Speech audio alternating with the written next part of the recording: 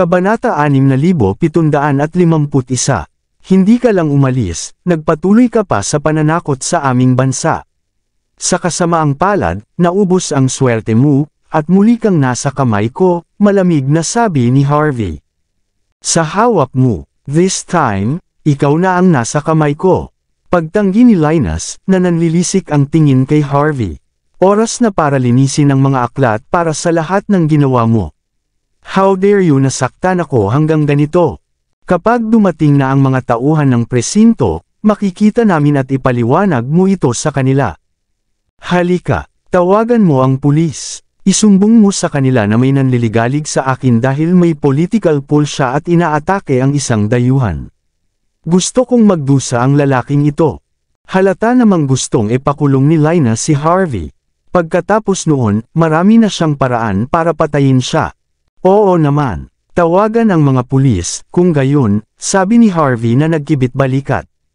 Totoo na may natamaan ako, pero may droga sa mga kabataang babae na nasa hustong gulang pa lang. Mas mabigat na krimen yan, di ba? Ilang araw akong papasok sa loob, pero may tiyak na mananatili rito ng medyo matagal bago tuluyang hindi makaalis. Nanlamig ang ekspresyon ni Linus nang marinig ang sinabi ni Harvey. Gayunpaman, malamig siyang sumagot, Harvey, you can't simply make things up. In the end, Sia is my cousin. So what if we have talk over a meal?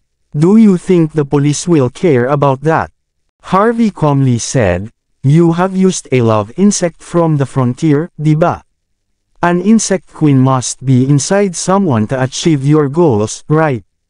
Kung hindi ko inalis ang insect pawn sa loob niya, wala siyang ibang choice kundi ang matulog sa iyo, hindi ba? Walsing ang sentro ng political power dito. Maliban sa mga presinto, mayroon din tayong 4 pillars dito. Baka maitago mo ang mga teknik mo sa police station, pero hindi mo ito maitatago sa 4 pillars. Nagulat si Linus at ang lalaki mula sa pamilya Parker nang marinig nila ang sinabi ni Harvey. Dinala ni Master Parker ang insect queen dito, at habang wala ito kay Linus, nasa loob ito ng Parker. Kung ito ay lumampas sa dagat at ang 4 na haligi ay namagitan, sila ay nasa malaking problema. Mabilis niyang nilingon si Linus. Pinikit ni Linus ang kanyang mga mata at walang magawa kundi pigilan ang kanyang tagasunod na tumawag ng mga pulis.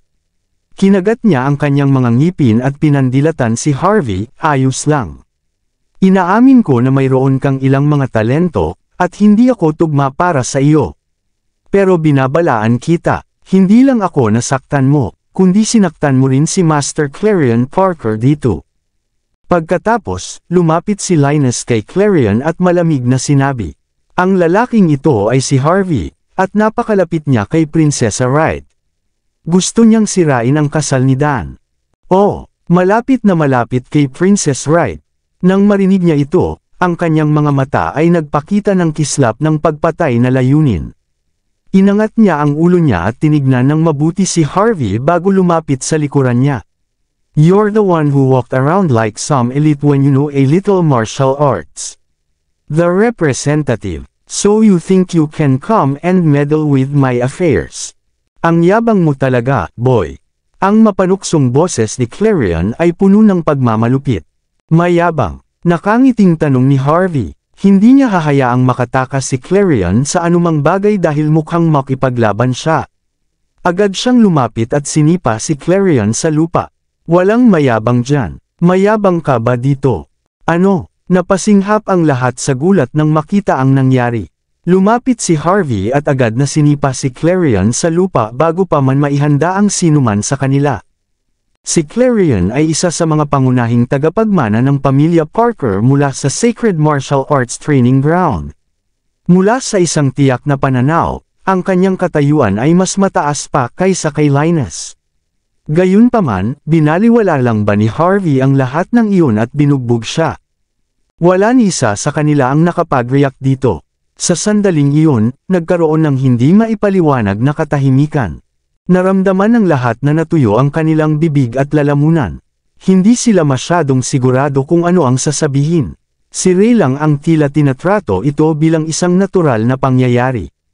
Iyon ang boss niya para sa inyo. Harvey, how dare you attack him? Hindi mo ba kilala kung sino siya? Mabubuhay ka pa kung sasalakayin mo ako, ngunit makakalimutan mo ang buhay kung sasalakayin mo siya. Lumapit si Linus at iwinagayway ang kanyang kamay, at lahat ng mutant na nagtatrabaho para kay Linus ay tumitig kay Harvey, na para bang sasalakay na sila anumang oras. Medyo natatakot si Linus kay Harvey, ngunit nang inatake si Clarion, alam na alam niya kung ano ang gagawin at kung aling koponan ang dapat niyang salihan. Lahat ng babae sa balcony ng manor ay napatingin kay Harvey. Sa kanilang pananaw, may death wish si Harvey na guluhin ang mga plano ni Clarion at atakihin siya. Ito ang unang pagkakataon na nakakita sila ng taong gustong magpakamatay sa ganoong paraan. Why not? Malamig na sagot ni Harvey habang nakatingin sa mga mutant na nakapaligid sa kanya. Kapag nagdroga ka ng isang inosenteng batang babae na tulad nito, ang ginagawa ko sa iyo ay parusahan ka sa pangalan ng Diyos. Para kay Harvey, gusto niyang manatiling maingat at ayaw na magdulot ng mga problema. Pero kung may nangyari na sa kanya, hinding-hindi siya magpapanggap na bulag. Kahit hindi si Sia, hindi niya hahayaang gumawa ng mga ganoong krimen. Pinaparusahan kami sa pangalan ng Diyos. Narito ang isang bagay upang parusahan kami. Biglang naglabas ng baril si Linus at itinutok kay Harvey. Bang! Hindi nagsayang ng hininga si Harvey. Nang mailabas ni Linus ang sandata ay inabot ni Harvey at agad itong sinunggaban. Pagkatapos, sinipa niya si Linus sa lupa. Hinawakan ni Linus ang kanyang tiyan at gumulong sa lupa. Kinagat niya ang kanyang mga ngipin at sumigaw, "Go! Patayin ang bastard na iyon. Aakuin ko ang buong responsibilidad kung may mangyari." Nagsimulang palibutan ng mga electric sparks ang mga mutant. Mahinahon ding ini-unlock ni Harvey ang safety lock ng baril. Ang kapaligiran ay naging tense at galit, at ang magkabilang panig ay nasa bingit ng labanan. Tumigil, kayong lahat. Si Clarion, na sa wakas ay napagtanto kung ano ang nangyayari, ay gumapang pabalik. Kinawayan niya ang kamay para pigilan ang pag-atake ng mga kasama at saka tumaas ang leeg. Mr. Harvey, siguradong napakabilis mo ngayon. Lahat sila ay nagsabi na pagdating sa martial arts, walang mga hindi mababasag na depensa, ngunit ang isang may ganap na bilis ay hinding-hindi matatalo. Mayroon kang kaunting pangunawa tungkol dito, malamig na wika ni Clarion. Orihinally, ang isang tulad mo na nagtayo ng iyong reputasyon sa kasinungalingan ay walang tunay na talento. Ngunit sa hitsura nito, kailangan ka naming unahin ng kaunti. Kalmadong tinanong ni Harvey si Clarion, paano? Sabi ni Clarion na may madilim na ekspresyon, ere-report ko ito sa aming young master, Dan. Haharapin ka niya sa labanan. Obvious naman sa isang tulad ni Clarion na normal lang sa kanila ang kumilos ng may kay-abangan. Saan man sila pumunta, dapat silang tretuhin ng may paggalang ng mga host at tuparin ang lahat ng kanilang mga pangangailangan. Hindi niya inaasahan na umalis na lang siya sa grupo para magsaya. Hindi lang sapat para mawalan siya ng interes, napahiya din siya. Hindi niya talaga kaya ito na nakahiga. Ano, gusto mong humingi ng tulong sa iyong mga nakatatanda sa isang bagay na napakaliit? Napatingin si Harvey kay Clarion. Napakarami ninyo, at nagkaroon ka rin ng hukbo ng mga nakakakuryenteng mutant. Kung sasabayan niyo ako, baka matalo niyo ako. Hindi niyo ba ito susubukan? Narinig ni Linus ang mapanuksong tono ni Harvey at agad niyang sinabi. Masyado lang siyang mayabang, Clarion. Atakihin siya. Ayaw kong maniwala na hindi natin kayang talunin ang mga basurang tulad niya kapag marami tayo. Malamig na sagot ni Clarion, may pagkakamali ka, Mr. Linus. Si Mr. Harvey ang pinakabatang kinatawan sa Country H Martial Arts Alliance. Kapag sinabi mong basura siya, ibig sabihin ay minamaliit mo ang Martial Arts Alliance, at minamaliit ang Sacred Training Grounds na bumubuo sa Martial Arts Alliance. Kaya, kailangan mong mag-isip ng 2 beses sa pagsasabi niyan. Natigilan si Linus at ang iba pa nang marinig ito. Mula sa tono ni Clarion, napansin nila ang paggalang niya kay Harvey. Pagkatapos, naalala ni Linus ang nangyari sa kanya nang inatake niya si Harvey nitong mga huling beses. Nanginginig si Linus, at unti-unting nawala ang galit sa kanyang mukha. Gayunpaman, puno pa rin ng mali siya ang paraan ng pagtingin niya kay Harvey. Harvey, ginamit mo ang iyong pagkakakilanlan bilang kinatawan ng Martial Arts Alliance para magdulot ng kaguluhan at manggulo sa iba, isusumbong ko ito sa mga matatanda. Ano ang mangyayari sa iyo kapag nawala mo ang pagkakakilanlan na ito? Itinagilad ni Clarion ang ulo kay Harvey. Malumanay ang boses niya, ngunit hindi mapag-aalinlanganan ang pananakot na ginawa niya. Sampal, hindi mapakali si Harvey na mag-aksaya ng hininga at agad siyang sinampal. Mabilis ang kanyang mga kilos. Sa sandaling ginawa niya iyon, muling lumipad palabas ang katawan ni Clarion. Gayunpaman, si Clarion ay may ilang mga talento pagkatapos ng lahat. Ang pag-atake ni Harvey ay naging sanhi lamang ng pamamaga ng kanyang mukha, ngunit hindi na siya nahulog sa lupa. Lalong nagdilim ang ekspresyon ni Clarion habang hawak niya ang kanyang mukha. Hindi niya inaasahan na ganap na baliwalain ni Harvey ang lahat ng mga patakaran. Nang umatake siya, hindi siya nagdalawang isip. Clarion, habang tinatawag mo akong kinatawan at binabanggit ang Martial Arts Alliance, ipinapamukha mo na napaka-respeto mo sa akin. Ngunit sa totoo lang, sinusubukan mong sabihin na ginugulo ko kayong lahat sa pamamagitan ng paggamit ng aking pagkakakilanlan bilang kinatawan ng Martial Arts Alliance. Ngunit paano ang katotohanan? Ang katotohanan ay sinubukan ninyong lahat na manggulo muna ng isang babae at pagkatapos ay sinubukang ilantad ang aking pagkakakilanlan at pananakot sa akin, na gustong tanggalin ang aking posisyon bilang kinatawan. Iyan ay isang bagay na hindi kayang gawin kahit ng mga elder. Ano sa tingin ni Parkerville sila? Lumapit si Harvey habang nakatalikod ang mga kamay, na may mapanuksong tingin. Dahil sinabi mo na hinaharas kita gamit ang aking pagkakakilanlan bilang kinatawan. Sige, ipapakita ko ito sa iyo, kung gayon. Clarion, hindi ko sinasabing lumuhad ka at humingi ng tawad ngayon bilang representative ng Country H Martial Arts Alliance. Kung hindi, parurusahan kita sa harap ng lahat. Naningkit ang mga mata ni Linus. Hindi niya inaasahan na ganito katigas ang ulo ni Harvey. Ako, samantala, dahil ito ang unang pakikipag-ugnayan ni Clarion kay Harvey, kaunti lang ang alam niya tungkol sa kanyang mga ugali. Sa malisyosong tono, tinanong niya, parusa. Anong uri ng parusa? Simple, sabi ni Harvey na may mahinang ngiti. Ayon sa mga alituntunin ng alyansa, ang mga nanliligalig sa kababaihan ng walang dahilan ay haharap sa parusa ng 3 talam at 6 na butas. Agad na nagdilim ang ekspresyon ni Clarion. Ang lakas ng loob mo, Harvey. Lahat ng mga elite sa likod niya ay pinandilatan ng mata si Harvey na may intensyong pumatay. Pwede mong subukan at tingnan kung gagawin ko talaga. Ikanaway ni Harvey ang kanang kamay sa ere. Ang punyal mula sa isa sa mga bodyguard ni Clarion ay agad na hinugot mula sa kaluban nito at lumipad mismo sa kamay ni Harvey na may isang matalim na swing. Dahan-daang naglakad si Harvey patungo kay Clarion na may dalang punyal sa kanyang kamay, ang kanyang ekspresyon ay kalmado. Ano ba ang egotism? Ang ganda mong mukha. Nagalit ang lahat ng babaeng mayayaman sa balkonahe sa pagiging mayabang ni Harvey. Sila ang laging kakampi ng mga mapang api at ginagawa ang lahat ng gusto nila habang literal na naaapakan ang iba. Hindi nila inasahan na nasa receiving end tulad ngayon. Ang ilang kinatawan na lumabas ng wala saan ay magpapahiya sa isang tulad ni Clarion, ang direktang tagapagmana ng isang martial arts sacred training ground. Katawa-tawa. Ang ilan sa mga babaeng walang alam sa martial arts ay gustong puntahan at sampalan si Harvey sa mukha. Gayunpaman, bahagyang pinikit ni Clarion ang kanyang mga mata. Ang simpleng pagkilos ni Harvey ay nagpakita sa kanya ng hindi kapani-paniwalang kapangyarihan na hawak ni Harvey. Sapat na yun para maging alerto si Clarion.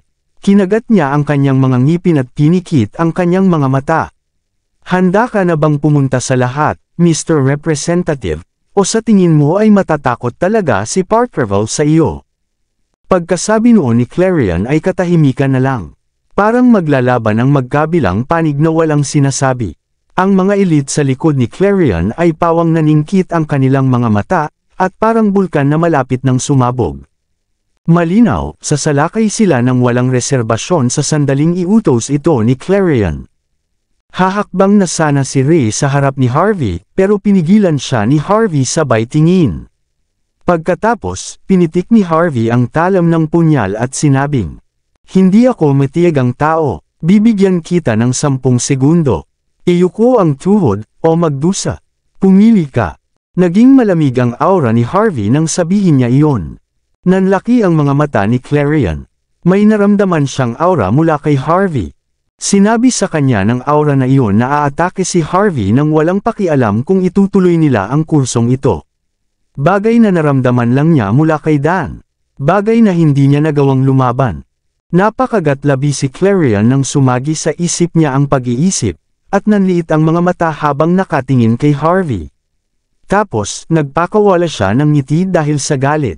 "Mabuti, parang minamaliit ka ng lahat ng Sacred Training Ground, Mr. Representative. Pero tatandaan ko ito. Huwag mong isipin na nanalo ka. Magkikita tayong muli sa hinaharap." At pagkatapos, lumakad si Clarion kay Sia at binaluktot ang kanyang tuhod. Natigilan ang lahat ng manunood sa hindi makapaniwala. Maraming salamat sa lahat ng sumusubaybay. Please subscribe and follow my YouTube and Facebook channel, Filipino Novel. Maraming salamat po. Kabanata 6755. Pagkatapos, umalangaw-ngaw ang mga sampal habang magalang na sinabi ni Clarion, "I'm sorry, Miss Xavier, lasing ako ngayon. I'm sorry from the bottom of my heart." Maraming tao sa paligid ang hindi maiwasang manlaki ang mga mata. Hindi nila alam kung paano kumilos. Hindi lang lumuhad si Clarion, 2 beses din niyang sinampal ang sarili ng walang pag-aalinlangan at agad na humingi ng tawad. Pakiramdam niya ay ibang-iba na siyang tao kumpara sa dati niyang trabaho. Maging si Linus ay nabigla. Ito ay naiiba sa kung paano niya unang binalak. Ito ay ganap na iba sa kung ano ang kanyang binalak. Kadalasan, aatake na lang si Clarion ngayong naabot na nila ang puntong ito. Kahit sino ang manalo o matalo, si Harvey at Parkerville ay magiging mortal na magkaaway. Ngunit, ano ito? Lumuhad si Clarion, at sinampal ang sarili, at humingi ng tawad. Ito ay napaka nakakahiya. "Ako, tara na." Matapos humingi ng tawad si Clarion, na agad siyang tumayo at ikanaway ang kanyang kamay, umalis na siya sa kawalan ng paniniwalang nararanasan ng lahat. Gayunpaman, nakita ni Harvey ang lahat habang pinikit niya ang kanyang mga mata. Medyo humanga siya kay Clarion. Alam niya kung kailan maglalaro at kung kailan dapat itupi ang kanyang mga baraha. Sa bagay, magkaaway sila ngayon. Siyempre, hindi masyadong maabala si Harvey tungkol doon. Sa sandaling siya ay naging kinatawan, naging kaaway na niya ang mga tinatawag na prodigy mula sa Sacred Training Grounds. Sa labas ng Guildhall ng Country H Commercial Group, isang fleet ng Toyota Alphard ang dahan-daang umalis. Si Linus, na nakasakay sa gitna, ay tumingin kay Clarion na may madilim na ekspresyon. Clarion, si Harvey ay labis na nagtitiwala sa kanyang sarili. Sino siya sa tingin niya para paluhudan ka ng ganito? Hindi ka lang niya pinahiya, kundi pinahiya din niya si Dan at ang buong Parkerville. Hindi mo hahayaang magtapos ng ganito. Sa oras na ito, hiniling ni Linus na agad na utusan ni Clarion ang fleet na lumiko upang siya mismo ang papatay kay Harvey. Sa kasamaang palad, mas kalmado si Clarion kaysa sa inaakala ni Linus. Napasubsob siya sa kanyang leather seat at itinupi ang kanyang mga paa, at pinunasan ang kanyang mukha na may malamig na ngiti sa kanyang mga labi. "Linus, sobrang sama ng loob mo. Pinahiya, nasira ba ang pride mo? Sinasabi ko sa iyo ngayon. Nararanasan ko ito ng 10 beses na mas masahol pa. Ngunit kailangan nating malaman kung paano kumilos ayon sa ating sitwasyon." Ginamit ni Harvey ang kanyang katayuan bilang kinatawan ng Martial Arts Alliance. "I broke the rules. If we do clash, it won't do me any good on the surface. He will punishment me without hesitation if I refuse to bend the knee. Not to mention, it was said that he was a true warrior. Despite our numbers, do you think we will be advantageous if we fight?" Kaya dapat nating tiklupan ang ating mga card kapag oras na. Kung hindi, hindi natin malalaman kung paano tayo mamamatay. At pagkatapos, inikot ni Clarion ang alak sa kanyang baso. Para siyang isang halimaw na kayang lamunin ang lahat habang nagdidilim ang kanyang ekspresyon sa sasakyan. Huminga ng malalim si Linus matapos marinig ang sinabi ni Clarion. Ngunit pagkatapos ng hiningang iyon, nahihirapan siyang nagtanong. Pero Clarion, kung hahayaan na lang natin ito, paano tayo mabubuhay sa ating lipunan? Magiging katatawanan tayo, magiging marka ito na hindi natin kailanman maaalis sa ating reputasyon. Tumingin si Clarion kay Linus at sinabing, ang gulong ng kapalaran ay hindi tumitigil sa pag-ikot. Mananatili ba siyang may ganoong lakas sa lahat ng oras? Kapag nagawa ko na ang aking ulat, naniniwala akong tutulungan tayo ni Dan dito. Paulit-ulit na tumanggo si Linus at nakangising sabi, tingnan natin, siguro kailangan ko nang umalis ngayon at humanap ng pagkakataong madala si Sia dito. Sisiguraduhin kong magpapalipas ka ng iyong gabi ng comfortable ngayong gabi. Since you have set your eyes on her, we can't let her fall into someone else, di ba? Hindi ka lang makapaglibang, ngunit maaari mo pang ipahiya si Harvey ng lubusan. Gusto niyang maging hustisya mismo, di ba? Pagkatapos nating gawin iyon, tingnan natin kung anong klaseng hustisya siya. Tumawa ng mahina si Linus. Sampal, sampal, sampal. Bago pa matapos tumawa si Linus, biglang sinampal ni Clarion ng ilang beses ang mukha ni Linus at sinipa pa siya kahit nasa sasakyan. Si Linus, na hindi nakahanda, ay bumagsak sa sahig ng kotse. Dahan-dahan niyang nagawang umakyat gamit ang handle ng sasakyan. Para saan yan, Clarion? Kahit na gusto mong ilabas sa isang tao, hindi mo dapat ipagpalat sa akin. Pinanangkita ni Clarion si Linus at malamig na sumagot. Sa tingin mo kailangan ko bang sabihin sa akin kung paano haharapin ang nangyari ngayon? Binabalaan kita, maaari mong ihinto ang patuloy na pag-provoke sa akin. Sa tingin mo ba napakatanga ko na hindi ko makita kung ano ang sinusubukan mong gawin?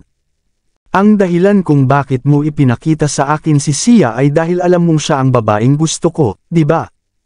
Harvey is our natural enemy since he's so close to Princess Right.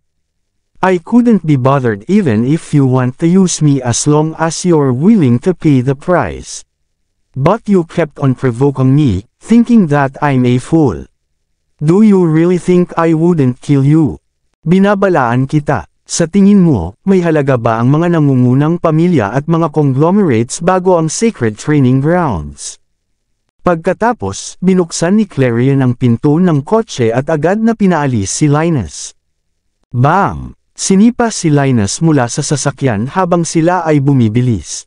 Kahit na mayroon siyang ilang mga kasanayan, agad siyang natatakpan ng alikabok. Kung ang kotse sa susunod na linya ay hindi nagpreno sa oras, siya ay tapos na para sa araw na ito. Pagkaraan ng ilang sandali, si Linus ay hinila pabalik sa kanyang sariling van, nabagbog ang buong katawan. Pero may hinanakit siya sa mga mata niya, at hindi lang kay Harvey kundi pati kay Clarion. Sa kabilang banda, hinila na ni Harvey si Sia sa kanyang van para magpahinga. Binigyan din siya ni Ray ng isang bote ng maligamgam na tubig. Nang medyo nakapagpahinga na si Sia, nagtanong si Harvey, ano ang nangyari, Sia? Paano nila? Nang maalala ni Sia ang nangyari ngayon, kinilig siya. Ngunit saglit pa rin, kinagat niya ang kanyang labi bago nagpaliwanag, ito ang nangyari. Tahimik akong nag-apply sa mga nangungunang universidad ng Country A para maging exchange student. Kagabi, nakatanggap ako ng tawag mula sa Irving 6th Academy na nagsasabing magkakaroon ako ng interview. Sa pag-iisip na bihirang pagkakataon iyon, dumating ako. Hindi ko inaasahan na ang tinatawag na interviewer ay si Linus. Alam kong may mali, kaya gumawa ako ng dahilan at umalis. Hindi ko inaasahan na mahuhulog ako sa bitag nila sa sandaling pumasok ako. Buti na lang nandito ka, kung hindi. Kung hindi, napuno ng takot si Sia pagkatapos noon. Naalala niya kung paano tumingin sa kanya sina Linus at Clarion. Alam niya kung paano ito magtatapos kapag nahulog siya sa kanilang mga kamay. I see, Tumango si Harvey. Mukhang hindi sumuko si Linus at sa halip ay itinuon niya ang tingin sa mga miyembro ng pamilyang Xavier. Naningkit ang mata ni Harvey sa sinabi niya. Habang hindi siya sigurado sa buong plano ni Linus, mayroon siyang ilang mga ideya. Malamang na binuo ni Linus ang bitag na ito para maging mortal na mga kaaway ang Parkerville at ang Xaviers ng Walsing. Hindi mo masasabi sa pinsan ko ang tungkol dito, Harvey, nag-aalalang sabi ni Sia.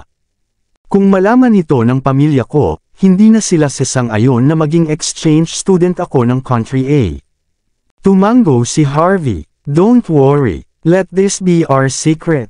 Not to mention that people like Linus are the problem, and you can't blame the entire Country A. It's fine if you want to become an exchange student. You have my support. Ikaw ang pinakamahusay, sabi ni Sia habang bigla siyang nagtanim ng halik sa pisngi ni Harvey nang lumiwanag siya. Kung gusto mong pakasalan si Yvonne, susuportahan mo rin ako. Nagulat si Harvey at hindi na nakaimik. Ganon na ba kalakas ang loob ng mga babae ngayon? Sir, natapos na ni George ang pag-iimbestiga sa pagkakakilanlan ng lalaking iyon. Lumapit si Ray kay Harvey pagkatapos niyang tumawag. Medyo matigas ang ekspresyon niya. Ang mga tao mula sa grupong iyon ay may malalakas na tagapagtaguyod, kaya dapat kang mag-ingat. Alam namin ang tungkol kay Linus, at si Clarion ang panganay na anak ng pangalawang sangay ng pamilya ng Parkerville. Medyo maimpluwensya sila sa loob ng Parkerville. Nabalitaan ko na siya at si Dan Parker, ang scion ng Parkerville, ay magpinsan, at isa siya sa mga pinagkakatiwalaang tenyente ni Dan. Sa Parkerville man o sa ibang lugar, wala siyang pakialam sa subtlety at ginagawa niya ang lahat ng gusto niya. Pagkatapos ng ginawa mo ngayon, sigurado ako na mayroon siyang malalim na galit sa iyo. Boss, dapat kang mag-ingat kapag humarap sa Sacred Training Grounds. Kalmadong sumagot si Harvey, huwag kang mag-alala. Ako ang kinatawa ng Martial Arts Alliance. Mula sa isang tiyak na aspeto, ako ang nakabahaging pinuno ng lahat ng Sacred Training Grounds. Gaano man sila ka-impluwensya, dapat nilang isaalang-alang ang mga kahihinatnan ng pag-target sa akin. Hindi banggitin na ang Parkerville ay hindi nagbubukod sa sarili, at ito ay maraming martial arts at mga paaralan ng sining sa buong mundo, at ang mga paaralan ng sining sa buong mundo. Magkakaroon sila ng bottom line, hindi ba? Bumulong si Ray, Sir, ayon sa impormasyon ni George, ang mga naunang pinuno ng Parkerville ay mabait at alam kung ano ang hindi dapat gawin. Sila ang mga may kabayanihan. Ngunit mula nang si Dan Parker, ang scion mula sa pangunahing sangay ng pamilya, ay naging hindi opisyal na pinuno ng nakababatang henerasyon, nagbago ang lahat. Siguro gusto talaga ni Dan na maging pinuno, o kailangan niya ng maraming tao at kapangyarihan. Hindi niya minana ang kabayanihan at kabutihan ng nakaraang henerasyon. Ginawa niya ang lahat para sa kita, paliwanag ni Ray. Marahil ito ay dahil ang Parkerville ay ang sacred training ground na may pinakamalalim na ugat sa labas ng mundo. Kaya't ang paraan ng paggawa ni Dan ng mga bagay ay malupit na nakaapekto sa mga kabataan na pumasok sa mga paaralan ng martial arts at sa mga nagsasanay ng kanilang martial arts. Ayon sa pagtatansya ni George, ang bilang ng mga kabataan mula sa kanilang paaralan na nakagawa ng marahas na krimen sa buong mundo ay dumami ng 10 beses. At ang pinakamasama ay, dahil sa kanilang relasyon sa Sacred Training Grounds, kahit na ang Dragon Gate ay walang pagpipilian kundi magpakita ng kaunting pagpapasensya. Kaya't napakahirap harapin ang Sacred Training Ground na may napakalakas na impluwensya sa labas ng mundo. Mahirap. Curious na tanong ni Harvey. Gaano kahirap? Boss, alam kong hindi ka natatakot sa isang tulad ni Dan, ngunit ang problema ay mas marami sila sa iyo. Higit sa lahat, ang lahat ng mga estudyante mula sa Parkerville ay nagmula sa maimpluwensya at mayamang pinagmulan. Wala sa nangungunang 10 pamilya ang makakahawak sa kanila kung lahat sila ay magkakasamang mag-rally ng kanilang mga kapangyarihan. Gayunpaman, alam ni Dan ang kanyang mga limitasyon. Habang pinapalawak ang kanyang impluwensya, pinananatili niya ang kaunting katinoan at hindi makakaakit ng awayan mula sa alinman sa nangungunang 10 o 5 nakatagong pamilya. Iyon ang dahilan kung bakit alam nila na kakaiba ang Parkerville, ngunit hindi sila sigurado kung gaano sila kakakaiba. 10:00 ng gabi, sa ari-arian ni Harvey sa Walls Inn. Matapos pauwiin ni Harvey si Sia sa bahay ng pamilya Xavier, si Yvonne ang sumunod sa kanya. Halatang napansin ni Yvonne na may nangyari kay Sia, pero dahil ayaw magpaliwanag ni Harvey, hindi na siya nag-abalang magtanong. Hindi pinansin ni Harvey si Yvonne at sinabihan si George, Rachel, Charlotte, at ang iba pa na alamin ang lahat ng magagawa nila tungkol sa Parkerville. Ang paliwanag ni Ray sa impormasyon sa ibabaw ay sapat na upang sabihin kung gaano kalakas ang Parkerville. At may naramdaman si Harvey. Maaaring minamaliit niya ang Sacred Training Grounds. Marahil ay hindi sila kasing simple ng una niyang naisip. Kaya nga baka nahulog siya sa bitag kung hindi niya malalaman ang mga ito. Hindi nagtagal, nakatanggap sila ng impormasyon mula sa buong mundo. Si Yvonne, na isa pa ring mahusay na sekretarya, ay nagsimulang tumulong kay Harvey na tipunin ang lahat ng impormasyong ito. Pagsapit ng hating gabi, sa wakas ay nagawa na niya ito. Sir, medyo komplikado ang impormasyon tungkol sa Parkerville. Saan mo gustong magsimula? Tanong ni Yvonne habang nakatingin sa tablet na hawak niya. Pinikit ni Harvey ang kanyang mga mata. Magsimula tayo kay Clarion. Tumango si Yvonne at sinabing, si Clarion, isa sa 3 Scion ng Parkerville. Siya ay mula sa pangalawang sangay. Hindi siya ganoon kalakas, ngunit hindi siya dapat maliitin. Kinokontrol ng pangalawang pamilya ang lahat ng entry point sa Grand City. Ang Parkerville ay itinuturing din na isa sa 7 paksyon sa Grand City. Si Dan at ang iba pang 6 na paksyon ay magkakaugnay din sa kay Clarion, ibig sabihin, pag crossed ka sa kay Dainerville, ibig sabihin, crossed ka sa kay Clarion, ibig sabihin, ikaw ay crossed sa kay Dainerville at tumawid ka sa Grand City. Grand City. Nakuha ni Harvey ang isang mahalagang keyword mula sa paliwanag ni Yvonne. Itigil na natin ang lahat. Sabihin sa akin ang higit pa tungkol sa Grand City. Bakit wala akong narinig na anuman tungkol sa lungsod na tulad nito sa mundong ito? Pagkatapos ay matigas na sagot ni Yvonne, normally speaking, as the representative of Country H Martial Arts Alliance, you must have know about Grand City. It is not a city that belongs to our world. Sa mga martial artists lang daw. Sinabi na hindi lamang ang lungsod ay napakamaunlad at isang lugar kung saan ang martial arts ay umunlad, ngunit mayroon ding isang portal na humantong sa ibang mundo sa lungsod na iyon. Sinasabi rin na isa lamang ang makakaunawa sa rurok ng martial arts, na pinag-iisa ang tao at kalikasan.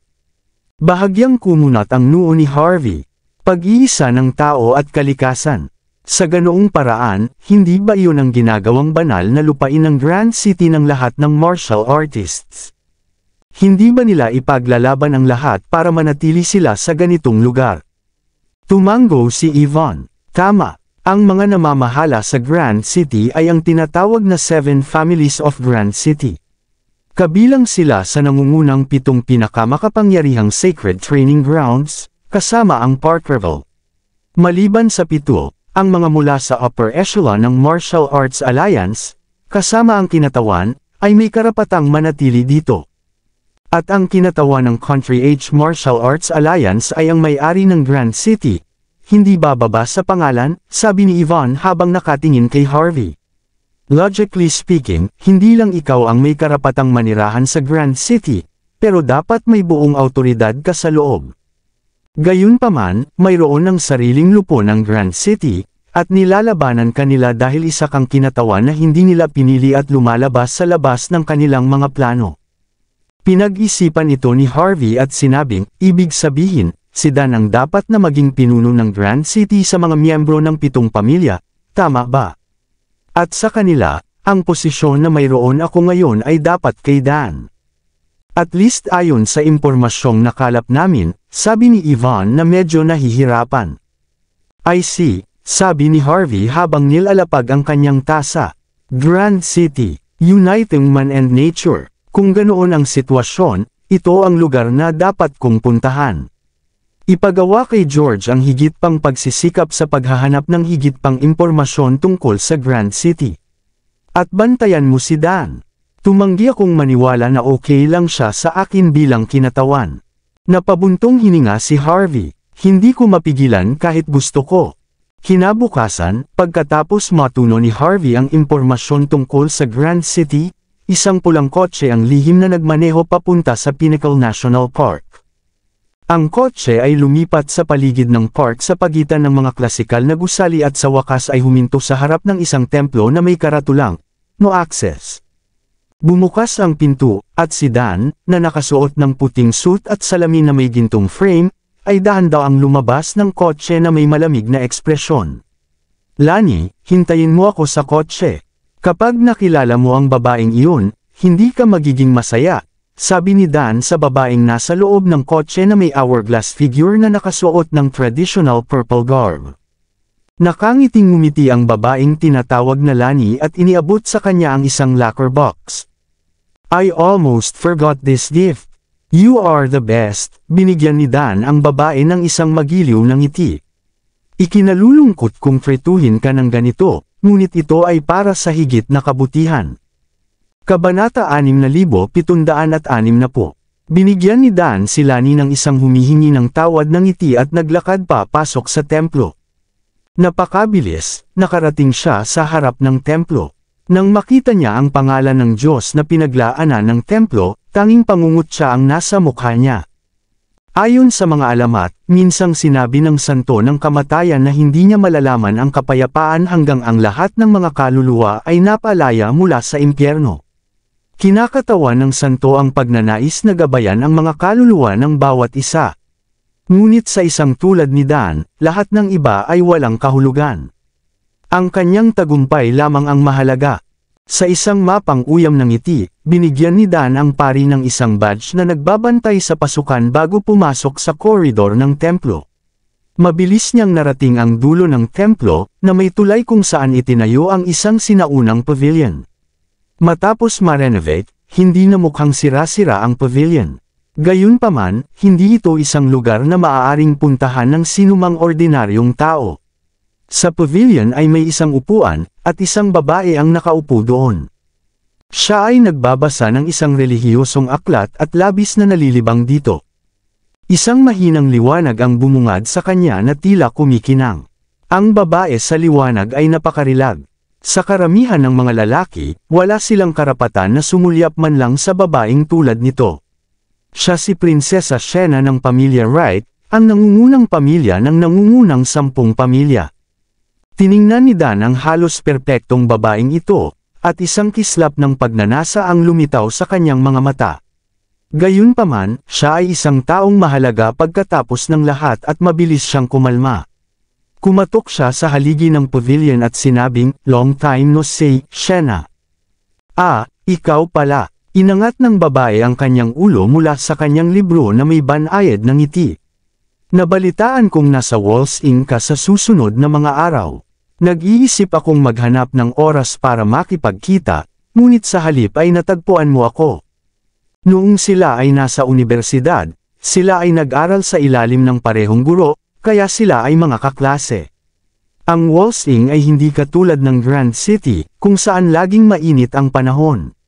Sanay ka na ba? Nagbibiro ka siguro. Bilang isang martial artist, may pagkakaiba ba kung tag-araw o taglamig? Ngumiti si Dan. "Ang tanging dahilan kung bakit hindi kita binisita ay dahil mayroon akong ilang mga kagyat na bagay na dapat asikasuhin. Nag-aalala ako na baka madungisan ang tenga mo, kaya hindi kita nakita. Pangalawa, bilang senior mo, hindi ako makakarating na walang dala pagkatapos na manggaling sa malayo. Kaya nga may inihanda ako para sa iyo." Nagbunga na ang mga datiles mula sa puno ng datiles sa Parkerville, pero hindi pa ito nahihinog kagabi. Hiniling ko sa mga tauhan ko na kunin sila at ipadala. Wala pang 12 oras, at ito na ang pinakamagandang oras para tikman. At pagkatapos, inilagay ni Dan ang lalagyan sa mesa bago si Xena. Napakurap si Xena. "I can't take this. This is too valuable." Ang puno ng datiles na iyon ay itinanim ng iyong ninuno pagkatapos niyang maabot ang antas ng pagiging isa sa kalikasan at umalis patungo sa susunod na mundo. Sinasabi na ang bawat mature date ay naglalaman ng hindi maisip na dami ng espiritual na enerhiya. Hindi lamang ito makapagpapasaya sa isip ng isang tao, ngunit ito rin ay lubhang kapakipakinabang para sa mga nagsasanay ng martial arts. Kaya ko ito